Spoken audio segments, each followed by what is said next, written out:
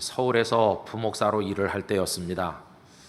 그때는 제가 운전을 할 줄 몰랐어요. 그래서 기사 집사님께서 승합차에 태워가지고 데리고 다니셨습니다. 어느 가정에 신방을 가야 되는지, 또 신방 받을 가정이 어디 살고 있는지는 이제 전도사님이 다 확인해서 일정을 짜면 저는 따라가서 예배를 인도하고 이런 식으로 신방을 했었습니다. 이제 그날도 한 가정에 신방이 예정됐는데 그 위치는 강남에 있는 한 아파트였습니다. 여러분, 그때 강남의 아파트를 막 끝이 보이지 않을 정도로 지어대던 바로 그 시절이었었거든요. 그래서 이제 그 아파트를 찾아가서 엘리베이터를 타고 쭉 올라갔어요. 내려가지고 그 집에 벨을 누르니까 문이 척 열리는 거예요. 그런데 적지 않게 당황했습니다. 왜냐하면 모르는 사람이 얼굴을 내밀었기 때문입니다. 그래서 저희들은 이 댁에 신방을 왔습니다. 그러니까 그분이 그러시냐고, 지금 주인이 잠깐 나갔는데 들어오셔서 기다리십시오. 이래가지고 우린 또 들어가서 다 앉아 있었습니다. 좀 어색한 분위기가 느껴졌는지 그 아주머니께서 기다리시는 동안 목이나 축이세요. 그러더니 냉장고 열고 과일 깎아서 주고 음료수 주고 우린 또 받아서 척 먹고 이렇게 앉아서 시간을 보냈어요. 이상하다, 신방 받는다고 하신 분이 어딜 가서 안 오는 거지, 이렇게 생각하면서도 둘러보니까 뭐 성경 구절 적은 액자도 붙어 있고 이제 이래갖고 앉아 있었어요. 근데 한 30분이나 지나니까 집주인이 오셨어요. 그러니까 이분이 말이죠, 너희 교회 목사님이 신방 오셨다, 빨리 와라. 이러니까 이 주인이 말이죠, 쑥 들어오는데 우리 모두 깜짝 놀랐어요. 생판 모르는 사람이 들어오는 겁니다. 거기다가 그분은 더 놀란 것 같았어요. 아니, 내가 무슨 오늘 신방 받을 일이 있다고. 여러분, 알고 보니까요, 우리가 신방 갈 집은 그 옆동인 거예요. 옆동. 동을 잘못 찾아가지고 호수는 맞긴 맞는데 옆에 동에 가야 될 걸 엉뚱한 집에 와가지고 좀 안 된 말로 퍼질러 앉아가지고 주는 거 다 먹고 앉아 있는 거예요. 그분이 얼마나 황당했겠습니까? 우리는 또 얼마나 놀랬겠습니까? 어쨌든간 그런 이제 우스운 일이 있었어요. 근데 여러분, 거기 냉장고 다 꺼내서 먹고 또 대접하고 또 우린 또 받아 먹고 앉아 있었는데, 모르는 사람이 보면요, 그 꺼내주는 아주머니는 그 집 주인인 것 같고 그렇게 보였을 거 아니겠어요. 근데 우리는 다 가짜죠, 가짜. 진짜 주인 오는 그 순간 우리는 다 퇴장해야 될 상황이죠. 이 웃지 못할 상황을 경험을 했었는데요, 오늘 본문에도 그런 일이 벌어지고 있는 것입니다. 예루살렘 성전, 거기서 가짜인데 진짜처럼 주인 행세하는 사람들이 많이 있습니다. 대제사장들, 서기관들, 백성의 장로들, 뭐 그들 뿐이겠습니까? 성전 경비대 대장, 거기 또 병졸들, 이렇게 저렇게 이해관계가 얽혀 있는, 성전을 자기 손에 쥐고 주무른다고 자부하는 많은 사람들이 있었는데 이게 다 가짜인 것이에요. 그들은 자기들 생각대로 순례자들에게 환전 서비스를 제공하고 재물을 매매하면서 막대한 이득을 챙기면서 자기들 원하는 대로 하나님의 성전을 운영하고 있었던 거 아니겠습니까? 자, 그러면 이 성전에 이제 진짜 주인이 도착하신 거예요. 성전의 참 주인, 그분이 누구십니까? 예수님이 오신 거예요. 예수님이 오셔서 가만히 보니까 가짜들이 들어와가지고 당신의 집을 엉망으로 만드신 걸 보는 순간 얼마나 화가 나셨는지 우리 이미 살펴본 그대로 다 둘러 엎으셨다고 그랬어요. 자, 그리고 이제 오늘 본문이 계속 이어지는 것인데요, 오늘 본문에 예수님은 제자들과 다시 성전에 오신 것을 확인할 수가 있겠습니다. 그럼 오늘 본문에 오신 예수님의 이야기 27절 말씀 보실까요? 그들이 다시 예루살렘에 들어가니라 예수께서 성전에서 거니실 때에, 이렇게 말씀이 되어 있죠. 여기 거닌다고 하는 페리파테오라고 하는 헬라어 단어가 나오는데, 이거는 아주 여유롭게 산책하듯이 왔다 갔다 하는 모습을 말합니다. 그냥 두루 편안하게 왔다 갔다 하는 거예요.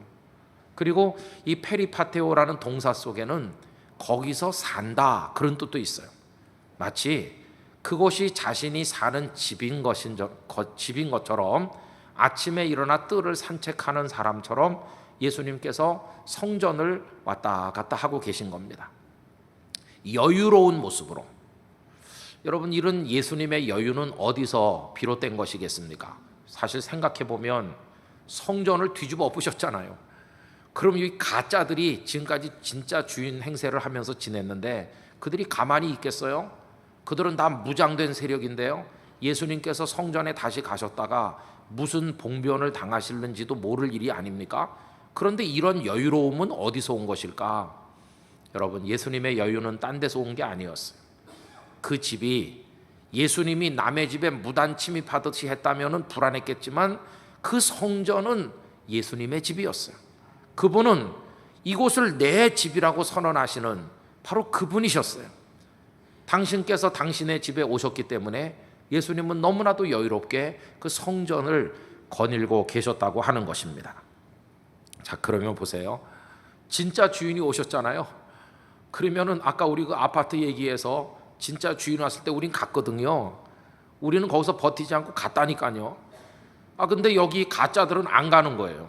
여기 대제사장, 서기관, 바리새인들은 자기들이 진짜라고 자부해요. 예수님을 무슨 무단 침입한 죄인처럼 생각하면서 오히려 달려들어 가지고 막 따지듯이 묻고 있어요. 그게 오늘 본문에 흐르고 있는 내용인 것입니다. 자, 그래서 험악한 분위기가 연출이 되는데 여러분, 그들이 와서 예수님께 질문을 한다고 할 때 우리 상식적으로 생각해 보면 뭘 물어보면 될 것 같습니까? 우리가 흔히 경험하는 일이지만 도저히 우리가로서는 받아들이기 힘든 일을 어떤 사람이 하는 걸 보면 우린 대개 뭘 물어봅니까? 아니, 당신 왜 그런 일을 해요? 이렇게 이유를 물어봅니다. 왜 하는지, 무슨 동기에서 그런 일을 하는지 우리 대개 그걸 물어보잖아요. 그럼 이 사람들도 예수님께 이렇게도 물을 수 있었을 거예요. 예수 선생, 당신 도대체 왜 이 성전을 소란스럽게 하고 성전을 뒤집어 엎는 것이요? 하면서 이유를 물어볼 수도 있었을 게 아니겠습니까? 그렇다면 만약에 그들이 그렇게 질문을 했다면 예수님의 예상되는 대답은 뭐였을까요? 이미 예수님은 그렇게 하시는 이유를 벌써 다 말씀하신 바가 있습니다. 언제요? 그 성전 둘러 엎으시면서 뭐라고 하셨나요? 내 집은 어떤 집이라고 하셨어요? 만민이 기도하는 집인데 너희는 이 집을 강도의 소굴로 만들지 않았느냐? 그래서 내가 뒤집어 엎는 것이다. 그 이유를 분명하게 말씀을 하셨어요. 자, 그런데 오늘 본문을 보니까요, 이 대제사장을 비롯한 사람들은 그렇게 하시는 이유에 대해서는 물어보질 않았어요. 그들은 무엇에 초점을 맞춰 물어보느냐 하면 당신이 무슨 자격으로, 무슨 권한이 있어서, 무슨 권위로 이런 일을 하느냐고 그 자격, 그 권위, 그 권한에 초점을 맞추어서 질문을 한 것입니다. 28절 말씀 다시 한번 보십시오. 이르되 무슨 권위로 이런 일을 하느냐? 누가 이런 일할 권위를 주었느냐? 예수, 당신이 무슨 자격이 있어서 아니 이 성전에 와서 우리가 맡아서 관리하는 이 성전을 당신 멋대로 뒤집는 것이요? 당신이 무슨 자격이 있는데? 이런 식으로 예수님께 물었어요. 자, 그러면 여러분, 이런 질문을 받으신 예수님은 어떻게 대답하실 수 있었을까요? 아마 예수님이 이렇게 할 수 있었을 것 같아요. 내가 무슨 자격이 있느냐고? 난 다시 묻겠다. 너희들은 무슨 자격이 있느냐? 너희가 누군데 여기서 행세를 하는 것이냐? 나로 말할 것 같으면 이 집의 주인이야. 내가 이 성전의 주인인 하나님 자신이다. 이렇게 말씀하실 수 있었을 것 같아요. 명백하게 당신께서 하나님이시며 이 집의 주인이시라고 선언하실 수가 있었을 것 같아요. 그런데 예수님은 그렇게 대답하시지 않으셨어요. 그런 대답을 하시는 대신 예수님께서 보여주신 반응은 오히려 그들에게 질문 하나를 던지시는 것이었습니다. 여러분, 예수님께서 그들에게 하신 질문이 29절로 30절에 나오는데 우리 다 같이 한번 읽어보겠습니다. 예수께서 이르시되 나도 한 말을 너희에게 물으리니 대답하라. 그리하면 나도 무슨 권위로 이런 일을 하는지 이르리라. 요한의 세례가 하늘로부터냐 사람으로부터냐? 내게 대답하라. 이게 예수님께서 그들에게 던지신 한 가지 질문이었습니다. 그럼 여러분 여기서 좀 생각을 해봅시다. 그들이 질문을 했잖아요.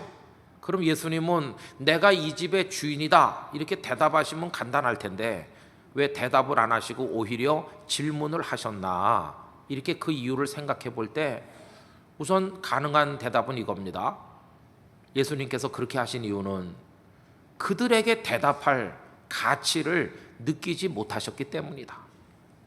그 대제사장, 서기관들, 백성의 장로들을 가만히 보니까 진리를 말해줄 필요성을 도무지 느끼지 못하셨기 때문에 대답하지 않으셨다고 할 수 있어요. 여러분, 예수님은 워낙 자애로우신 분이셔서 누구든지 찾아오면 환영하시고 여쭤보면 대답해 주시고 진리를 가르치시는 좋은 분이긴 했으나 모든 상황, 모든 사람에게 다 그렇게 하신 건 아니었습니다. 참 놀랍게도 어떤 특정한 상황에 가시면 예수님은 입을 닫으셨습니다. 1절 한마디도 대답하시지 않는 적이 있었습니다. 그런 경우가 몇 차례 나오는데 그 중에 예를 하나 들면 체포되신 예수님께서 이리저리 끌려다니시면서 재판을 받으실 때 헤롯 왕 앞에 갔던 적이 있잖아요.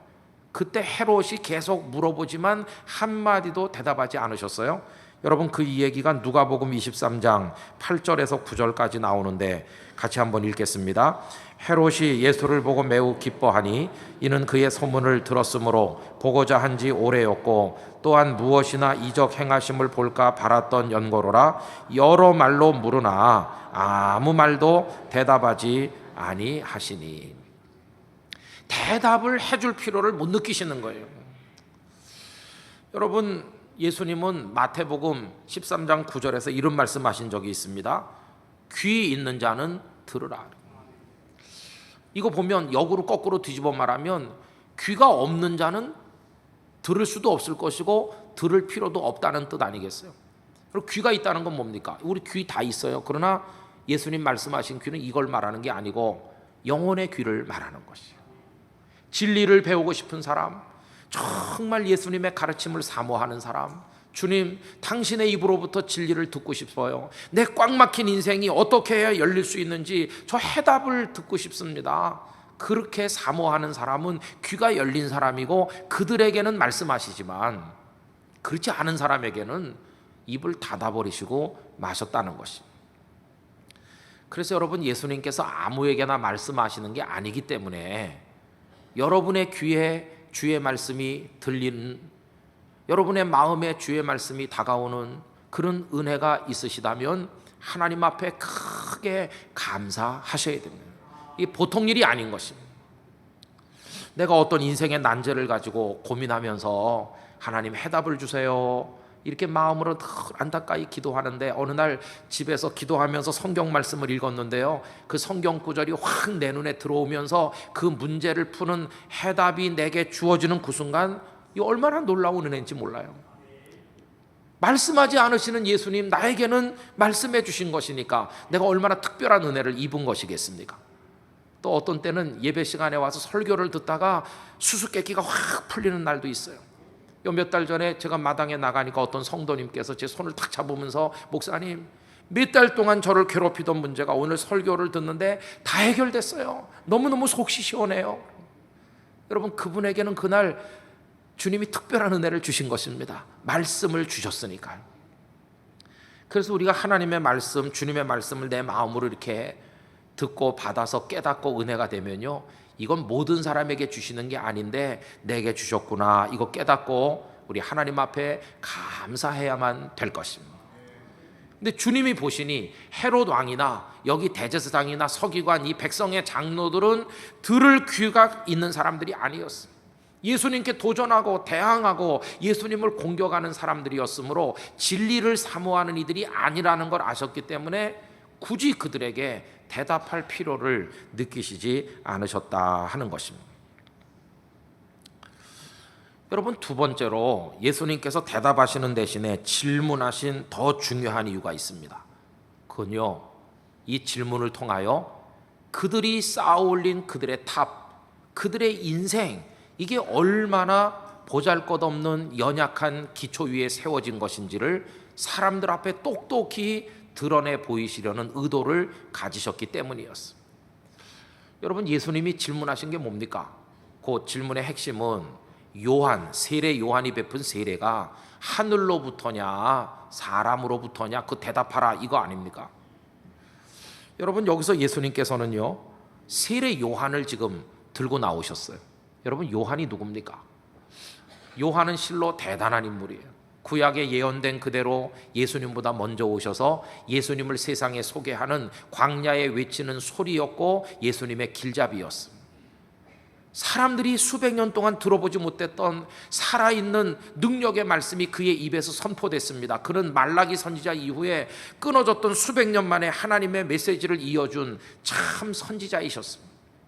얼마나 그의 말씀이 권위가 있는지, 유대 사방에서부터 그에게 와서 말씀을 듣고 그 앞에 무릎을 꿇고 죄를 고백하면서 어떻게 하면 좋겠습니까? 가슴을 두드릴 때 요한이 그들에게 회개하라고 얘기하면서 요단강에서 세례를 베풀어 그 백성들이 새로운 인생을 출발하도록 만들어준 사람이 바로 이 요한 아니십니까? 여러분, 요한의 명성이 거기서 끝난 게 아니었어요. 일반 백성들만 찾아온 게 아니고요, 지체놓고 최고라고 자부하던 사람들도 요한에게 몰려왔는데 그 얘기가 요한복음 1장에 나오고 있어요. 요한복음 1장 19절입니다. 유대인들이 예루살렘에서 제사장들과 레위인들을 요한에게 보내어 네가 누구냐 물을 때에 라는 구절이 있거든요. 요한의 명성이 예루살렘 성전에까지 다 퍼졌습니다.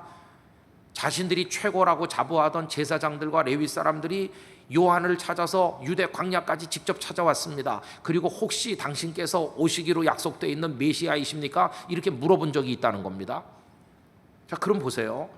그 제사장들이 요한을 만나려고 유대 광야까지 왔었다고 그랬잖아요.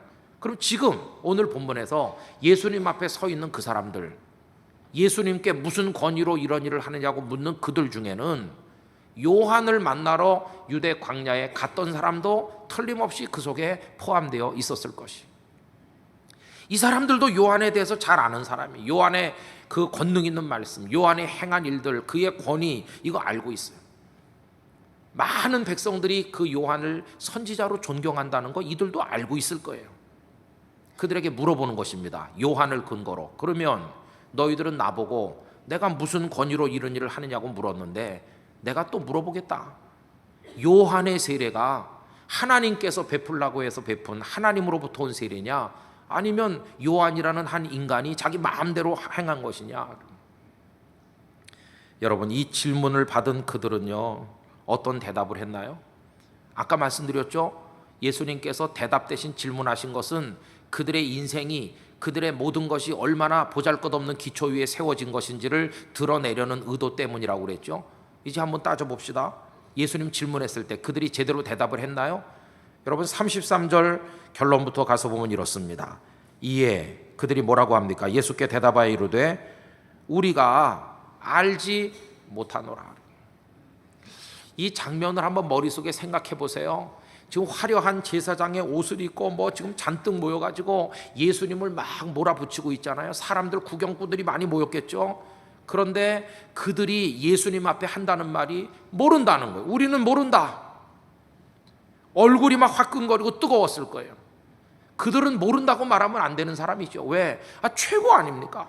그러면 요한의 세례든 뭐든지 다 알아서 명백하게 대답해야 될 사람들인데 모른다고 밖에는 대답할 수 없는 자신들의 초라한 모습을 생각할 때 막 얼굴에서 불이 났을 거예요. 예수님은 그걸 통해서 최고를 자부하며 성전에서 주인 행세하는 이들이 사실은 얼마나 초라하고 그들이 가진 실상의 모습이 얼마나 보잘것없는 것인지를 모든 사람들 앞에서 명백하게 폭로하고 계시다는 것을 볼 수 있어요.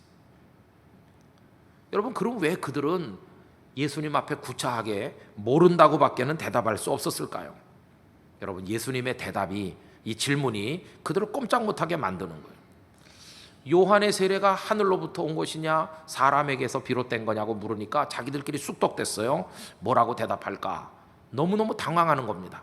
그들의 당황하는 모습이 오늘 본문 31절 32절에 나와 있지 않습니까? 같이 읽어보실까요? 그들이 서로 의논하여 이르되 만일 하늘로부터라 하면 어찌하여 그를 믿지 아니하였느냐 할 것이니 그러면 사람으로부터라 할까 하였으나 모든 사람이 요한을 참 선지자로 여김으로 그들이 백성을 두려워하는지라. 그들은 진퇴양난에 빠졌어.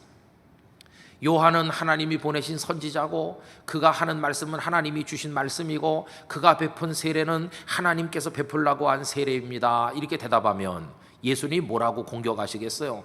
아, 그래? 근데 왜 너희는 요한을 미워했느냐? 하나님으로부터 온 선지자라면 왜 그의 말을 믿지 않았느냐? 너희도 가서 세례를 받았어야 되는데 왜 너희는 세례를 안 받았느냐? 이렇게 예수님이 공격하면 할 말이 없잖아요. 그래서 요한이 베푼 세례는 하나님이랑 상관없고 자기가 마음대로 한 인간적인 일이라고 대답할까, 이렇게 생각도 해봤는데 또 어떤 문제가 있을까요? 백성들이 다 요한을 하나님이 보내신 참 선지자로 존경하고 있으니까 만약에 그렇게 말하면 백성들이 들고 일어날 거 아니겠어요? 이번엔 백성이 무섭고 이렇게 대답할 수도 없고 저렇게 대답할 수도 없으니까 머리를 맞대고 의논한 끝에 결론이 아까 읽은 그대로 우리는 요한의 세례가 하나님으로부터 온 것인지 요한 개인이 한 것인지 우린 몰라, 이렇게 대답한 것이죠. 여러분, 이들이 누굽니까? 유대 사회 최고 권위를 자랑하는 사람들이에요. 적어도 이 대제사장은요, 종교 문제, 하나님을 믿는 신앙의 문제에 있어서는 최후의 권위요, 최고의 권위예요. 제사장이 이렇다 하면 그런 거예요. 누가 토를 달겠습니까? 마지막 권위자가 대제사장인데 그는 기껏해야 모른다고 밖에는 말할 수 없는 사람이에요. 그의 숨겨진 연약한 모습이 그대로 다 노출되는 거예요. 서기관과 바리새, 대제사장 서기관과 이 백성의 장로들도 마찬가지. 아마 백성들은요, 이들을 하늘같이 존경했을 겁니다. 우리 같은 보잘것없는 백성들은 몰라도 저분들은 다 아실 거야. 우리는 이게 이건지 저게 저건지 혼란스럽지만 저분들은 명쾌하게 아실 거야. 모르는 거 있으면 저분들에게 물어봐라, 이랬을 거예요. 그런데 그렇게 최고의 권위를 자랑하는 그들 입에서 나온 말이 모른다는 거예요. 모른다. 그들이 진짜 하나님이 세운 하나님의 사람들이라면 이런 식으로 비겁하게 모른다는 식으로 피해 나가면 안 되죠. 검은 건 검고 힘은 희다고 딱 말해야죠. 진리에 대해서 명백한 태도를 가져야죠. 그러나 이 사람들은 진리를 추구하는 사람이 아닌 것이에요. 상황을 가만히 보니까 이렇게 대답해도 문제고 저렇게도 대답해도 문제니까 비겁하게 빠져나가기 위해서 모른다, 이렇게 얼버무리고 있는 것이. 여러분, 이들은 진리를 추구하는 사람이 아니라 눈앞에 전개되는 상황을 봐가면서 아침에는 이렇게 말할 수 있고 저녁에는 또 얼마든지 뒤집을 수 있는, 하루에 수십 번이라도 뒤집고 입장을 바꿀 수 있는 비겁한 사람들이라는 사실이 이 질문과 대답을 통해서 그대로 다 여실히 노출된 것을 볼 수 있습니다. 주님은 거기 둘러선 사람들에게 보여주는 겁니다. 최고의 권위를 자랑하고 자격 있다고 말하며 성전을 주무르던 이들의 실상을 보라. 기껏해야 이들이 자랑하는 권위는 사상 누각과 같이 이렇게 보잘것없는 것이다. 그거를 예수님께서 그들에게 보여주신 것을 우리가 발견하게 되는 것입니다. 여러분, 이때 대제사장들의 대표는 누구냐 하면요, 가야바거든요. 이 가야바 한 사람만 봐도 그들이 얼마나 보잘것없는 것인지 알 수 있습니다. 이 가야바는 안나스를 이어서 제사장이 된 사람이에요. 안나스는요, 어떻게 제사장의 자리에서 쫓겨났는가? 로마에 의해서 추풍 낙엽처럼 쫓겨났어요. 그리고 그 빈자리를 가야바는 권모술수를 동원하고 은근 보화를 뇌물로 주고 이렇게 해가지고 간신히 꿰찼어요. 자기 장인이 차지했던 그 자리를 사위인 가야바가 물려받은 겁니다. 그게 주후 18년이에요. 그럼 그가 영원토록 대제사장의 자리에 차지하고 앉아 성전의 주인이 됐습니까? 아니요. 기껏해야 18년 후에는 그도 역시 그 자리에서 목이 달아나는, 비텔리우스가 유대 총독으로 부임한 그날 그는 그냥 날아가고 말았어요. 대제사장 대단한 것 같이 자기들은 자랑하고 최고의 권위를 주장했지만 일개 로마 황제도 아닌 일개 총독에 의하여 붙어 있을 수도 있고 쫓겨날 수도 있는 형편없는 존재들이 바로 그들이었어요. 그들이 가진 권위라는 게 아무것도 아닌 거예요. 일개 총독의 입김에 날아가는 거라니까요. 그래서 그는 주 36년 총독의 자리에서 쫓겨나게 됩니다. 이게 그들이 자랑하는, 그들이 주장하는 권위의 참 모습이었어. 여러분, 이런 초라한 권위를 주장하는 이들에 비해서 우리 예수님은 어떤 분이셨습니까? 예수님도 이 사람들처럼 주변 상황 봐가면서 불리할 땐 이렇게 말하고 유리할 땐 또 이렇게 말하시는 그런 분이십니까? 오늘은 진리를 말하다 내일은 거짓을 말하는 그런 분이십니까? 아닙니다. 우리 주님은 어떤 상황에서도 진리 그 자체이셨습니다. 진리의 선포자이셨습니다. 우리 그 증거를 하나 찾아보면 요한복음 18장 36절 37절에 빌라도 총독에게 질문을 받으실 때 뭐라고 대답하셨는지 우리 다 같이 화면을 읽어보겠습니다. 예수께서 대답하시되 내 나라는 이 세상에 속한 것이 아니니라. 만일 내 나라가 이 세상에 속한 것이었더라면 내 종들이 싸워 나로 유대인들에게 넘겨지지 않게 하였으리라. 이제 내 나라는 여기에 속한 것이 아니니라. 빌라도가 이르되 그러면 내가 왕이 아니냐? 예수께서 대답하시되 네 말과 같이 내가 왕이니라. 내가 이를 위하여 태어났으며 이를 위하여 세상에 왔나니 곧 진리에 대하여 증언하려 함이로라. 무릇 진리에 속한 자는 내 음성을 듣느니라 하신대. 할렐루야. 예수님은 지금 본인이 체포되셔서 끌려왔다고 아유 저는 왕이 아닌데 오해가 있어서 끌려왔어요 뭐 이렇게 말하는 분이 아니었습니다. 네가 말한 대로 나는 왕이고 그걸 위해 이 세상에 왔고 나는 진리를 위해서 왔다고. 주님은 진리 그 자체이셨어요. 왕이셨어요. 그분은 당당하셨어요. 그분은 그 기초가 무너지는 그런 시시한 분이 아니셨습니다. 아까 그 가야바 제사장은요 총독이 자리에 앉게 해주기도 하고 쫓아내기도 한다고 그랬죠. 여러분 우리 예수님이 누구한테 임명을 받았기 때문에 메시아가 되시고 임명권자가 파면하면 또 쫓겨나고 그런 분이십니까? 예수님은 그런 분이 아닙니다. 예수님은 영원 전부터 스스로 계신 하나님 자신이시며 그분이 말씀으로 세상을 창조하셨으며 그분이 생명 그 자체이시고 진리 그 자체이시고 그분 자신이 만세반석과 같아 모든 걸 그 위에 세우시는 분이시지 무너져 내리거나 누구에 의해서 임명됐다 취소되고 파면되는 그런 존재가 아니시라는 것이. 예수 그리스도보다 더 견고한 터 영원히 변치 않는 것은 없다는 사실을 우리가 깨달아야 될 것입니다. 그분은 진정으로 최고의 권위이시며 최종 권위이시며 모든 권한을 손에 가지고 계신 전능하신 우리의 주님이신 것입니다. 여러분 이제 이 정도 오늘 본문 말씀을 얘기해 놓고요 오늘 이제 결론을 맺어야 되는데 결론은 우리 얘기를 해볼 수밖에 없어요. 우리는 어떻습니까? 여러분들의 인생은요 무슨 터전 위에 세워져 있고요 무슨 권한으로 이 세상을 사시고 무슨 자격으로 당당하게 행세하면서 이 세상을 지금 살고 계십니까? 만약에 어떤 사람들이 예수님께 했던 그 질문 우리한테 한다면 김 목사 너는 무슨 권한으로 여기서 설교하고 너는 무슨 권위로 무슨 자격으로 여기서 목사 행세하느냐 너는 무슨 권한이 있어서 세상을 사느냐 이렇게 누가 묻는다면 여러분 뭐라고 대답하시겠어요? 나는 워낙 실력이 뛰어나니까 나는 워낙 재주가 많으니까 나는 뭐 권력이 있으니까 나는 가진 게 많아서 뭐 그런 것으로부터 여러분들이 살아가는 것에 근거를 찾고 거기서 권위를 발견하고 그러시겠습니까? 저 같은 목사들은 이렇게 말할 수도 있을지 몰라요. 내가 신학교 졸업하고 목사고시 합격해서 목사 안수받고 내가 땅끝 교회 위임 목사가 아니냐? 난 노회 정식으로 등록된 땅끝 교회 대표 목사다. 나 권한 있어. 이렇게 말하는 사람도 있을지 몰라요.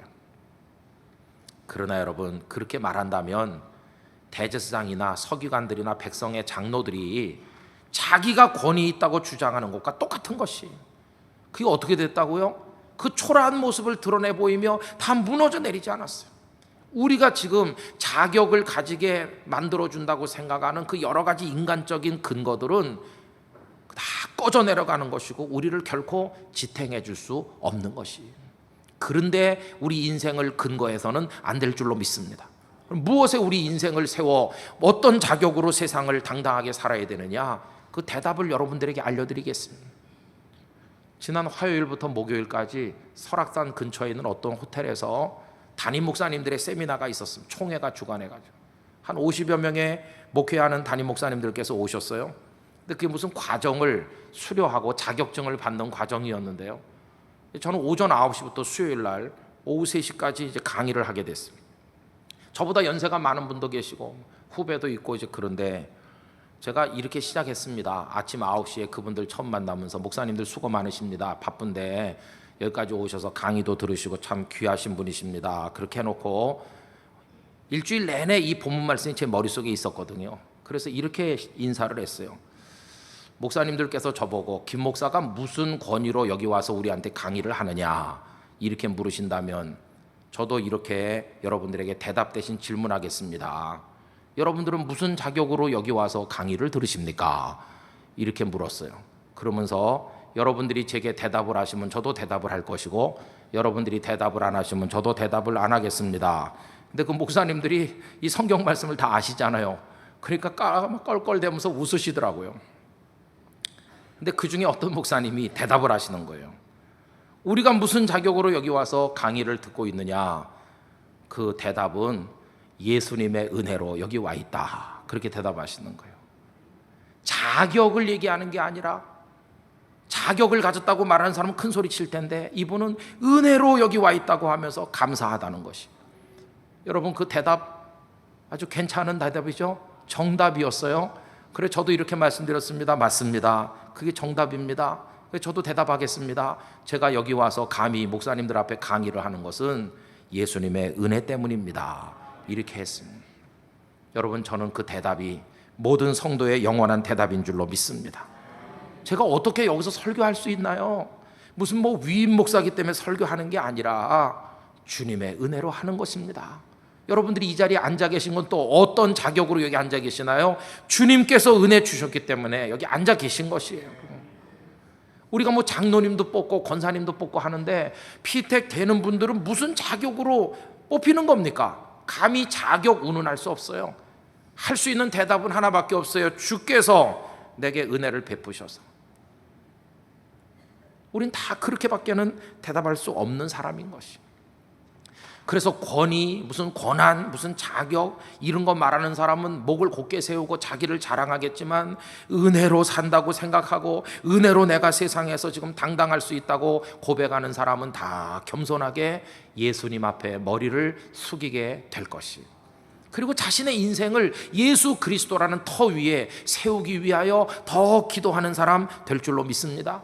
그래서 우리 성경 말씀 이제 같이 한번 읽어보려고 하는데요. 고린도전서 3장 10절 11절 다 같이 읽습니다. 내게 주신 하나님의 은혜를 따라 내가 지혜로운 건축자와 같이 터를 닦아두매 다른 이가 그 위에 세우나 그러나 각각 어떻게 그 위에 세울까를 조심할지니라. 이 닦아둔 것 외에 능히 다른 터를 닦아둘 자가 없으니 이 터는 곧 예수 그리스도라. 할렐루야. 다른 터는 없는데 예수 그리스도만이 교회를 그 위에 세울 터요, 우리 인생을 세울 터요, 세상에서 사탄을 향해 명령하며 당당하게 살아갈 수 있는 권한과 자격을 우리에게 주는 근거 예수 그리스도밖에 없음을 우리에게 말씀해 주고 있는 것입니다. 여러분 아까 그 제사장이 대단해 보이지만 총독이 붙였다 뗐다 한다고 그랬잖아요. 다 무너지는 거 아니에요? 그런데 예수님 위에 기초한 사람들의 인생은 어떠했을까요?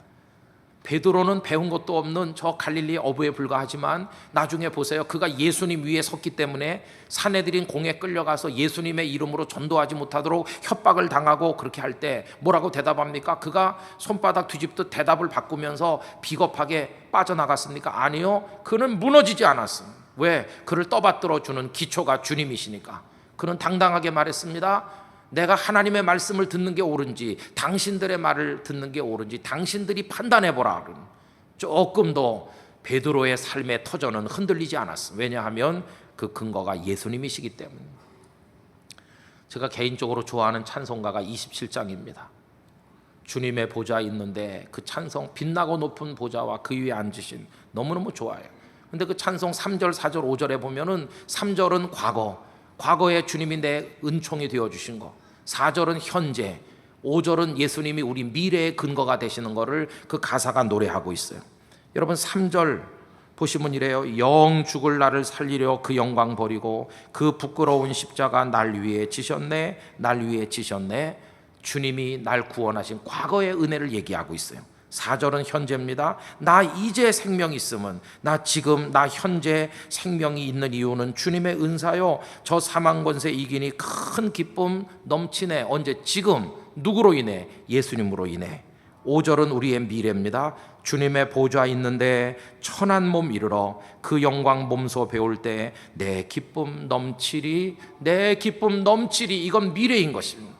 우리도 언젠가 주님의 나라에 가게 될 미래에 예수 그리스도의 자격으로, 그분의 사람의 자격으로 우리가 그 천국문 앞에 서게 될 줄로 믿습니다. 그래서 여러분, 누가 우리에게 당신은 무슨 자격으로, 무슨 권위로, 무슨 권한으로 이렇게 살고 뭐 이렇게 저렇게 하느냐고 누가 묻거든, 우리 다 대답은 하나밖에 없습니다. 그 대답은 이겁니다. 예수님이 우리의 영원한 대답인 것입니다. 그 예수님을 근거로 여러분들의 삶을 복되게 살아가시기를 우리 주님의 이름으로 기원합니다. 다 같이 기도하겠습니다. 성전에서 주인 노릇하면서 대제사장으로, 백성의 장로로, 서기관으로 큰 소리치던 그들의 권위라는 게 얼마나 보잘것없는 것인지 여실히 드러나는 장면을 오늘 우리들이 읽었습니다. 오 주님, 주님만이 우리의 참된 근거요, 우리의 자격이요, 우리의 권위가 되십니다. 예수님 위에 서게 하여 주시옵소서. 다 같이 한 목소리로 기도하겠습니다. 오 사랑이 많으신 하나님 아버지, 무엇을 우리의 근거로 삼고 무엇을 자격의 기준으로 삼아 우리가 세상을 살아갈 수가 있겠습니다. 오직 주님밖에 없습니다. 주님이 내려오라고 하시면 내려갈 수밖에 없고, 주님이 세우신 동안에 할 수 있을 따름입니다.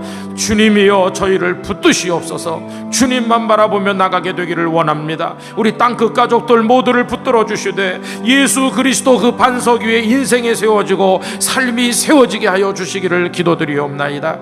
아버지 하나님, 그 어떤 인간적인 터전도 꺼져 내려가고 우리가 자랑하는 최고의 권위도 무너질 수밖에 없지만 주님만이 우리에게 최종적인 권위가 되시고 삶의 근거가 되신다는 사실을 깊이 깨닫게 하여 주시옵소서 믿습니다. 우리가 세상을 살아갈 수 있는 자격, 당당할 수 있는 근거, 하나님의 집에서 섬길 수 있는 모든 것들은 오직 주님으로부터 오는 것임을 잊지 말게 하여 주시옵소서.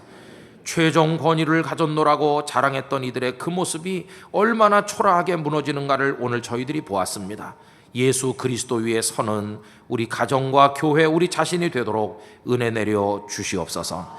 주 예수님의 이름으로 기도하옵나이다. 아멘.